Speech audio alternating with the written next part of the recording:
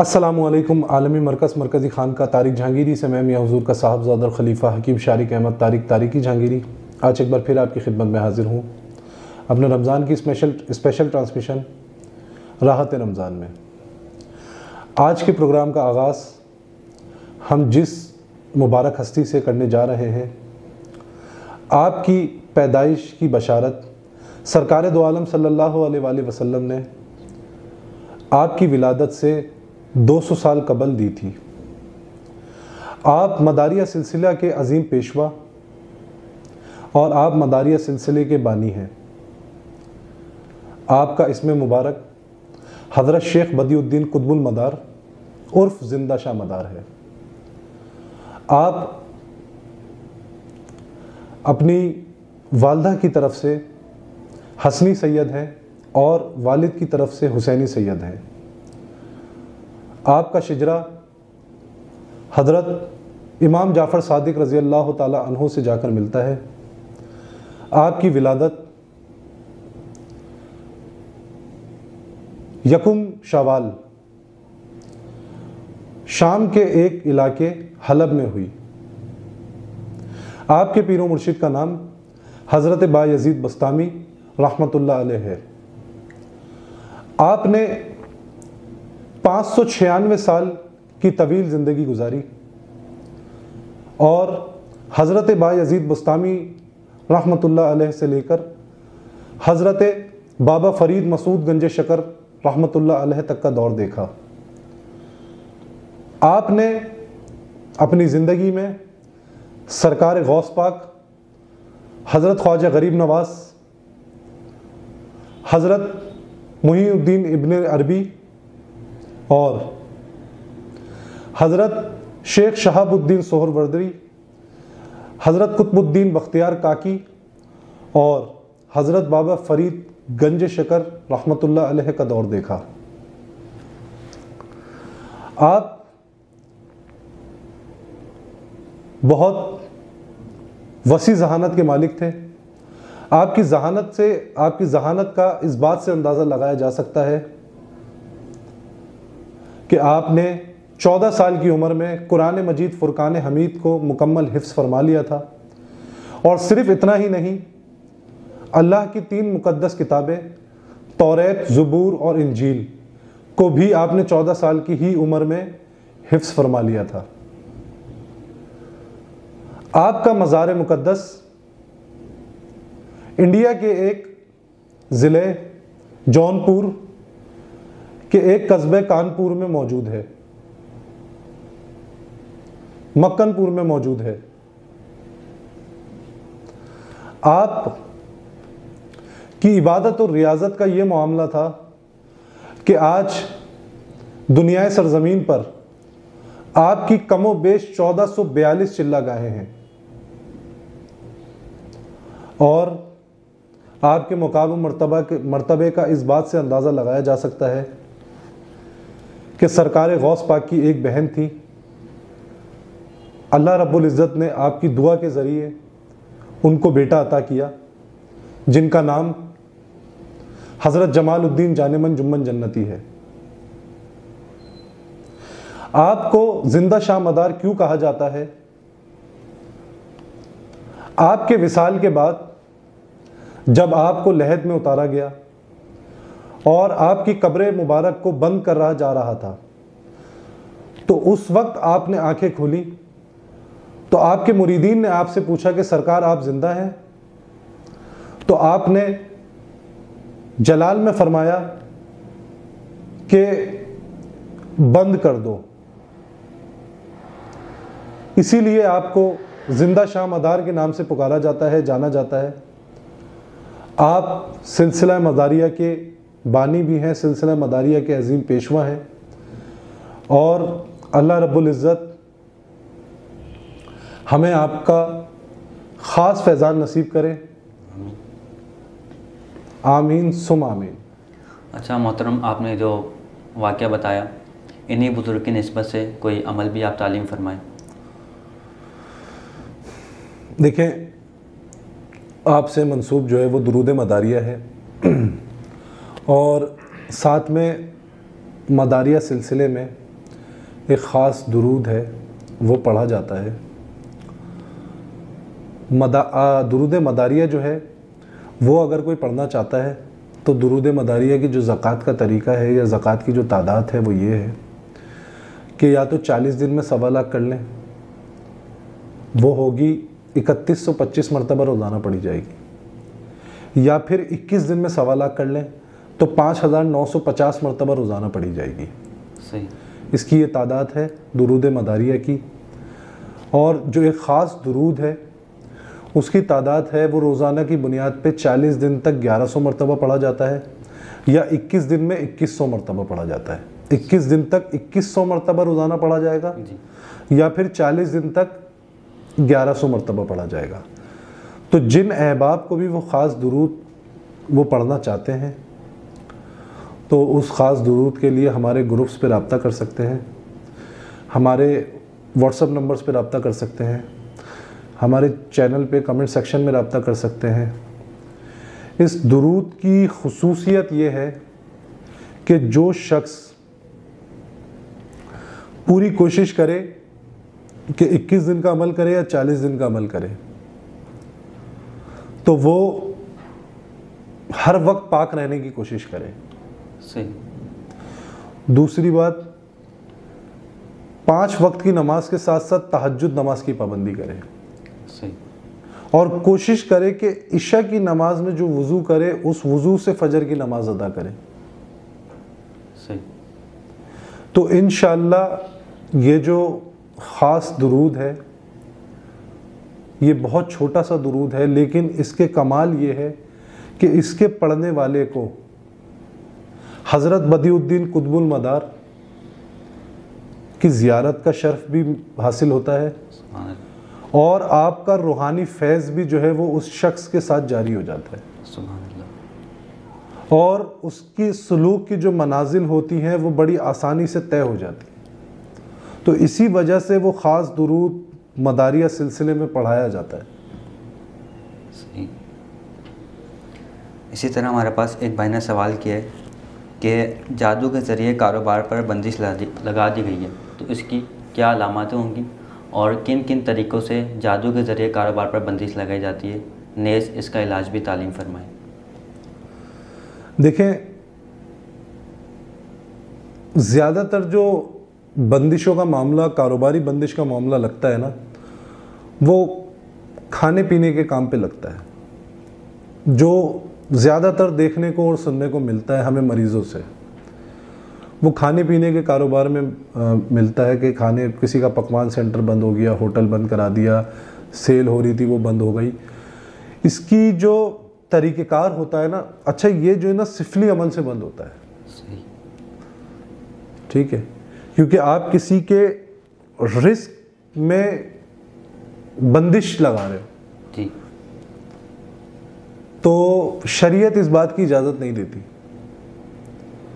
तो ये अमल जो है ये सिफली अमल के ज़रिए ये काम होता है, यानी कि जो गैर शरई अमल करते हैं, जो हिंदू अमल करते हैं, बंगाली अमल करते हैं या सिफली अमल करते हैं, वो लोग जो है ना रोज़ी रोज़गार में जो है ना बंदिश करते हैं। अच्छा, इसकी अलामतें ये होती हैं कि कारोबारी जगह बग़ैर किसी वजह के जो है ना उसकी सेल ख़त्म हो जाती है, लोग आना छोड़ देते हैं, खाने पीने की अशिया सड़ने लगती है, उसमें से कीड़े नमूदार होना शुरू हो जाते हैं। बाज़ औक़ात तो ऐसा होता है कि होटल और पकवान नज़र ही नहीं आता किसी को, या किसी कारोबारी जगह है उस पर बंदिश लग गई तो वो आम इंसान को नज़र ही नहीं आएगी कि अगर वो किसी को कांटेक्ट करके बुलाएगा कि भाई मैं फ़ला जगह पे बैठा हूँ, आप यहाँ पे आके मुलाकात कर लो, तो वो बेचारा उस जगह से चक्कर काटते रहेगा, उसको जगह नहीं मिलेगी। ऐसा वाक़या हमें सुनने को मिला। हमारे पास मरीज़ आए, उन्होंने हमें बताया कि हम क्लाइंट्स को बुलाते हैं अपने ऑफिस में, उनको ऑफिस ही नहीं मिलता। ये अलामत है। इसके अलावा दूसरी अलामत यह है कि बेबरकती हो जाती है, बरकत बिल्कुल ख़त्म हो जाती है। बज़ाहिर नफ़े में चल रहा होता है, लेकिन जब आखिर में हिसाब करने बैठते हैं तो आप नुकसान में होते हैं। कारोबारी अगर आप कोई खाने पीने का कारोबार कर रहे हैं तो उसमें से कीड़े निकलना शुरू हो जाएंगे, वो सड़ना शुरू हो जाएगा, बदबू पैदा हो जाएगी खाने में, ये मामलात हो जाते हैं। इसका तरीक़ेकार ये होता है कि जो सिफली करने वाले होते हैं वो जानवरों की जो हराम हड्डी होती है उसके ऊपर अमल करते हैं, उसको कब्रिस्तान में ले आके दफना देते हैं उस शख्स के नाम के साथ, और कारोबारी जगह या एड्रेस कह लें आप, उसके साथ उसको लिख कर दफना देते हैं। इसके अलावा उल्लू के खून से तावीज़ लिखा जाता है। उल्लू के खून से तावीज़ लिखकर उस जो कारोबारी जगह होती है उसके एतराफ में या उसके सामने दफना दिया जाता है, या किसी वजन की जगह पे रख दिया जाता है, किसी नीचे रख के उसके ऊपर वजन रख दिया जाता है, उससे कारोबारी बंदिश हो जाती है। इसकी एक सबसे बड़ी अलामत यह है कि आपकी कारोबारी जगह पे खून की छींटें नजर आना शुरू हो जाएंगी आपको।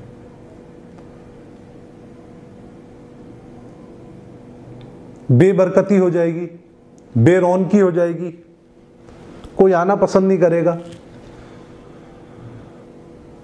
ये सारी अलामतें हैं और ये तरीक़ेकार हैं। सही।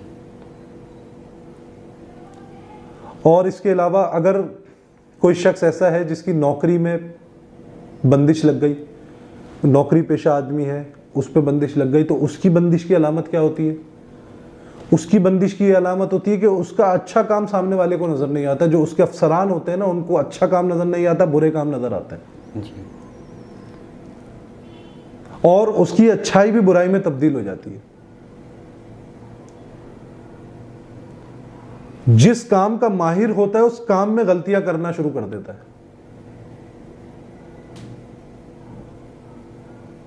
बज़ाहिर उसको जो भी काम होता है उसका वो लगता है कि मैं सही जा रहा हूं, लेकिन वो गलती कर रहा होता है,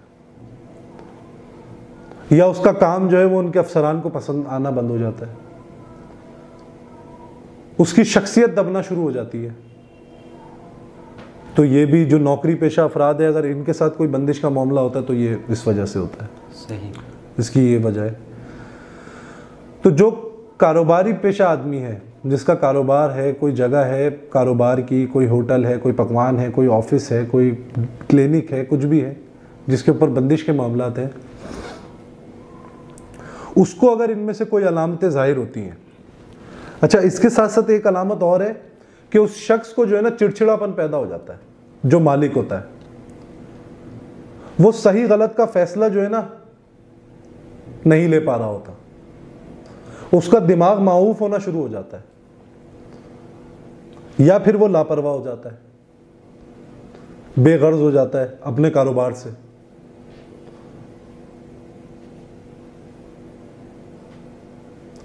एक अलामत इसकी ये भी है। एक अलामत यह है कि उसको फालतू के काम होते हैं और उसको जो है ना अपने काम के लिए टाइम नहीं निकल पाता, टाइम काम के लिए नहीं मिल पाता। वो जब काम की तरफ जाता है तो उसके आगे रुकावटें पैदा हो जाती हैं, कोई ना कोई मसले मसाइल ऐसे हो जाते हैं कि उनको उसकी तरफ जाना पड़ता है। ये भी बंदिश का एक हिस्सा है। इसके लिए बेहतरीन इलाज ये है, देखें कुछ जादू के तरीक़ेकार ऐसे होते हैं जो किसी की नीयत से पढ़ा और कर दिया। अच्छा, एक तरीक़ेकार ये होता है कि मसान के ऊपर, मसान की मिट्टी के ऊपर पढ़ के मसान की मिट्टी उसके कारोबारी जगह पे डाल दी जाती है, उससे कारोबारी बंदिश लग जाती है। अच्छा, जो चीज़ जैसे मसान की मिट्टी लेके डाल दी, नियत करके बंदिश लगा दी, या वैसे ही कोई बंदिश लगा दी, तो उसका तरीक़ेकार, उससे बाहर निकलने का तरीक़ेकार ये है कि सूरे वाक़िया 41 मरतबा रोज़ाना एक नशिस्त पे बैठ के अपने कारोबारी जगह पर, कारोबार की जैसे दिन का आगाज़ करते हैं, अब 11 बजे कारोबारी जगह को खोलते हैं, 12 बजे खोलते हैं, सुबह 7 बजे खोलते हैं, तो सबसे पहला काम उन्होंने ये करना है कि उन्होंने वहाँ बैठकर 41 मरतबा सूरे वाक़िया पढ़नी है एक नशिस्त में। सही। और कोशिश करें कि बाआवाज़ बुलंद पढ़ें। तो इस तरीके का कोई अगर जादू हुआ होगा ना तो वो ज़ाइल हो जाएगा, ख़त्म हो जाएगा 40 दिन के अंदर अंदर। सही। लेकिन अगर कोई जादू के जरिए दफन किया गया है कोई चीज को, किसी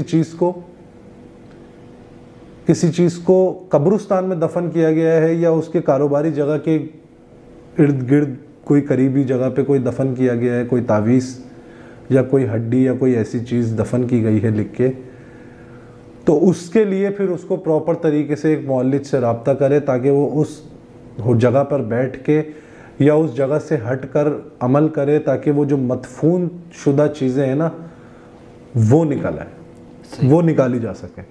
क्योंकि जब तक वो नहीं निकाली जाएंगी ना तब तक जादू का असर रहेगा, जादू ज़ाइल नहीं होगा जब तक वो निकालेंगे नहीं।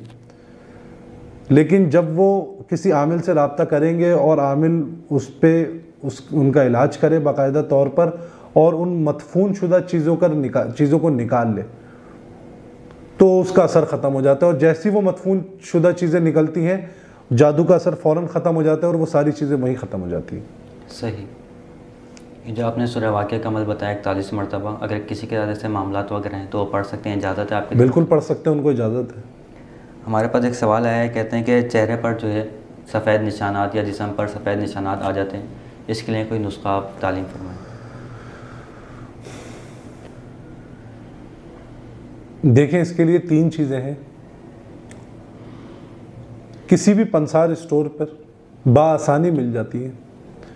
एक जो है वो बापची जी, दूसरा तुख्मे पनवाड़ और तीसरा कलौंजी। सही। कलौंजी तो किसी भी जनरल स्टोर पे भी मिल जाती है, आपकी किचन में भी मौजूद होगी जी।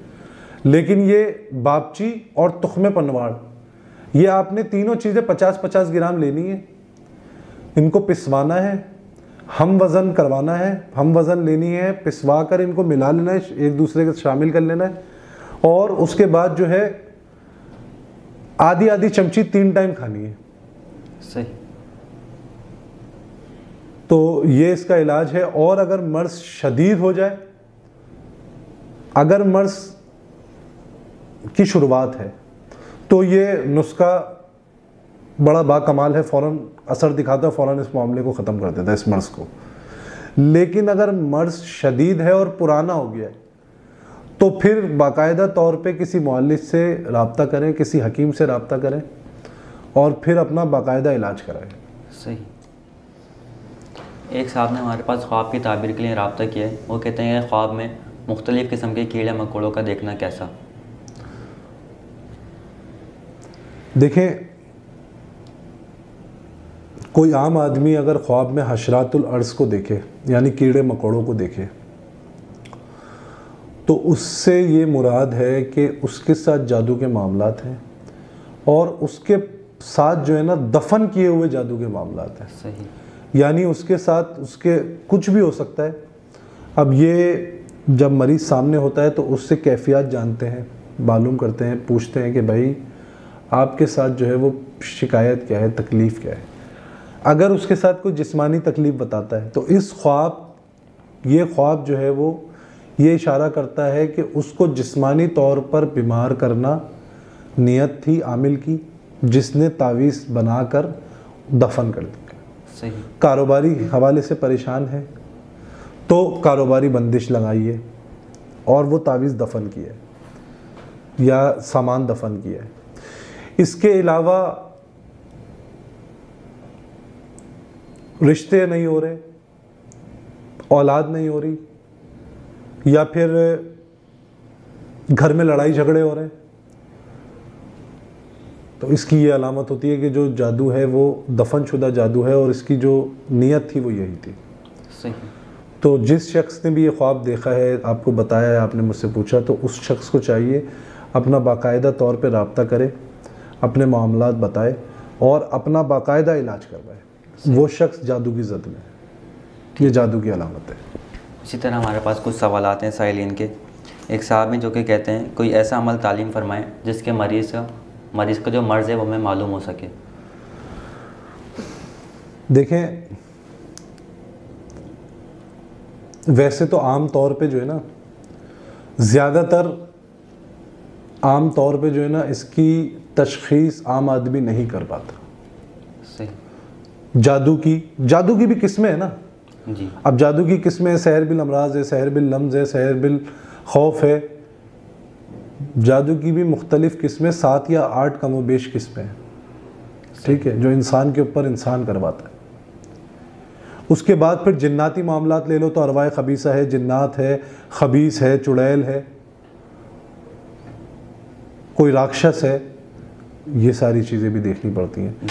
तो अच्छा यही होता है कि किसी मुअल्लिज से रब्ता करके आप तशख़ीस करवाएं, लेकिन फिर भी आप ख़ुद तशख़ीस करना चाहते हैं तो उसका आसान सा तशख़ीस का एक मैं तरीका बता दूं कि एक जो है धागा ले लें, उस धागे को सर से लेकर पेशानी के ऊपर वाला जो हिस्सा होता है यहाँ से लेकर अंगूठे का, पैर का जो अंगूठा होता है सीधे पैर का, उससे जो है ना 7 धागे लपेट लें।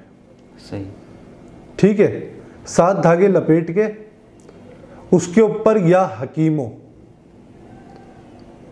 100 मरतबा पढ़ के दम कर दे। सही। और उसके बाद दोबारा 5, 10, 15 मिनट बाद दोबारा उस धागे को लपेटे उस जिस्म पे, उस शख्स के वैसे जैसे पहले नापा था वैसे नाप लें जी। अगर धागा कम हो जाए, धागा छोटा पड़ जाए तो मर्ज जिन्नाती है। सही। अगर धागा बड़ा हो जाए, बढ़ जाए तो मर्ज जो है वो जादुई है, सही। सहर की अलामत है। और अगर धागा बराबर रहे तो मर्ज जिस्मानी है। सही। तो फिर किसी तबीब से या किसी हकीम से रब्ता किया जाए। सही। इसी तरह एक और सवाल है हमारे पास। एक भाई हैं जो कि कहते हैं कि बद असरात और नज़र बद से निजात के लिए कोई इस्म तालीम करें। देखिए, बद असरात और जादू, जिन्नात, इन सब से हिफाजत के लिए इसमें नादे अली, सिर्फ इस्म नादे अली, ये 313 मरतबा पढ़ के मरीज़ के ऊपर दम किया जाए, पानी पे दम करके उस मरीज़ को पिलाया जाए तो बड़ा अफाका होता है इस इस्म से। सही। सिर्फ इस्म नादे अली की 313 मरतबा पढ़ने, नादे अली, नादे अली, नादे अली, नादे अली, इस तरीके से। ठीक। मुकम्मल नादे अली शरीफ नहीं पढ़नी, सिर्फ नादे अली इस्म पढ़ना है बस। सही। 313 मरतबा। सही। एक खातून है जो कि कहती हैं कि मेरे बाल बहुत गिरते हैं, काफ़ी कुछ लगाया है तेल वगैरह भी, लेकिन कुछ फ़ायदा नहीं होता। देखिए, अगर तेल लगाने से फ़ायदा नहीं हो रहा, देखिए पहले तो ये मालूम होना चाहिए कि तेल वो लगा कौन सा रही है जी। ठीक है। दूसरा, ख़वातीन में जो है ना, जो बाल गिरने का जो मसला होता है ना, उसकी सबसे बड़ी वजह जो होती है ना, वो होती है इनका हार्मोन्स जो है ना वो अनबैलेंस हो जाता है। सही। तो इनके बाल गिरना शुरू हो जाते हैं। और सबसे पहली अलामत भी हार्मोन्स की अनबैलेंस होने की यही है कि इनके बाल गिरना शुरू हो गए, या बाल गिरना शुरू हो गए तो हार्मोन्स अनबैलेंस है। सही।